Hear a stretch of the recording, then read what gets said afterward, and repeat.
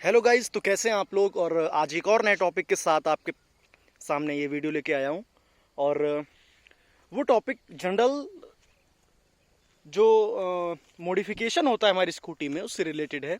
लोग क्या करते हैं, जल्दबाजी में अपनी स्कूटी में कुछ लाइट्स वगैरह या फिर कुछ और चीज़ें, इलेक्ट्रॉनिक चीज़ें जो है वो लगवा लेते हैं, लेकिन उनकी जो बेसिक थिंग्स हैं उन पर ध्यान नहीं देते हैं कि वो उनमें कहाँ पर ध्यान रखना है, कौन सी चीज़ों का ध्यान रखना है उनको फिटमेंट कराते हुए।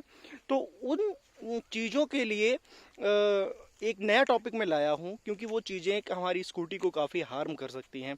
ठीक है, अभी मैं अपने साथ जो केस हुआ वो मैं आपके साथ शेयर करता हूँ।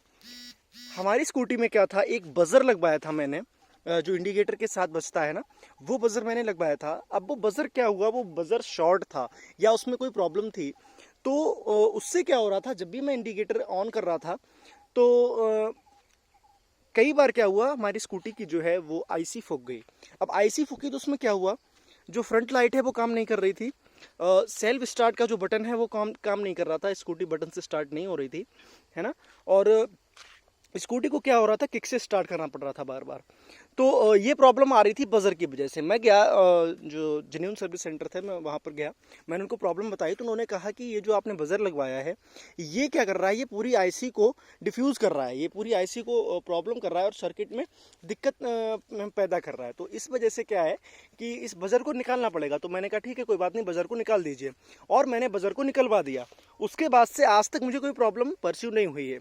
तो आपके लिए इन्फॉर्मेशन ये है कि कोई भी चीज़ आफ्टर मार्केट लगवाएं तो वो प्रॉपर एक्सपीरियंस मैकेनिक के साथ लगवाएं। और कोई भी प्रोडक्ट लगवाएं वो जेन्युइन होना चाहिए, वो लोकल प्रोडक्ट नहीं होना चाहिए। काफ़ी अच्छी ब्रांड्स का प्रोडक्ट लगवाएं, जैसे हेला का प्रोडक्ट्स आते हैं और भी कई कंपनियां हैं उनके प्रोडक्ट्स आते हैं। आफ्टर मार्केट अगर आप हॉर लगवा रहे हैं तो वो भी अच्छी कंपनी के लगवाएं। ठीक है, और एक्सपीरियंस मैकेनिक से लगवाएं, किसी भी नौसिखिए मैकेनिक से ना लगवाएं, क्योंकि आपकी पूरी स्कूटी की वायरिंग, पूरी स्कूटी की जो इलेक्ट्रॉनिक फंक्शंस हैं उसमें प्रॉब्लम आ सकती है अगर उसने एक भी कट इधर उधर गलत लगा दिया तो ये बहुत ही इंपॉर्टेंट टॉपिक है। लोग इस चीज़ को ज़्यादा ध्यान नहीं देते हैं, तो मैंने सोचा आपके साथ शेयर करूं। ये चीज़ आप काफ़ी दिमाग में रखिएगा।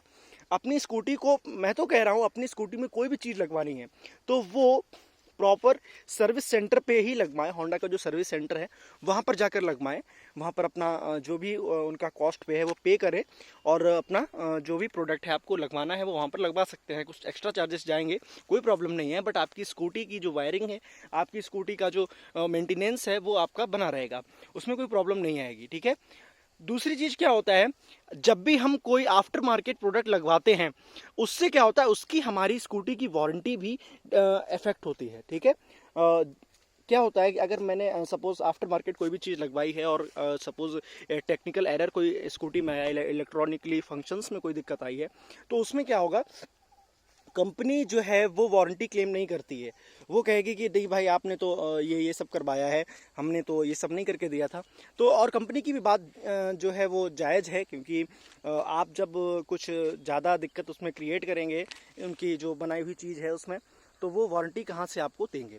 तो ये टॉपिक मैं आपके साथ शेयर करना चाह रहा था, काफ़ी इन्फॉर्मेटिव टॉपिक था। इस चीज़ का हमेशा ध्यान रखिएगा। और जब भी स्कूटी में आप अगर कुछ मॉडिफिकेशन करवाना चाहें तो एक प्रॉपर जेन्युइन अच्छी दुकान पर जाकर करवाइए, सर्विस सेंटर पर जाकर करवाइए। ठीक है, वीडियोस और भी आएंगी। कोई भी अगर डाउट्स हैं तो आप कमेंट कर सकते हैं। वीडियो को लाइक कीजिए, शेयर कीजिए। चैनल अभी तक सब्सक्राइब नहीं किया तो प्लीज़ सब्सक्राइब कर लीजिए, और ज़्यादा से ज़्यादा वीडियो को शेयर करते रहिए। Thank you guys.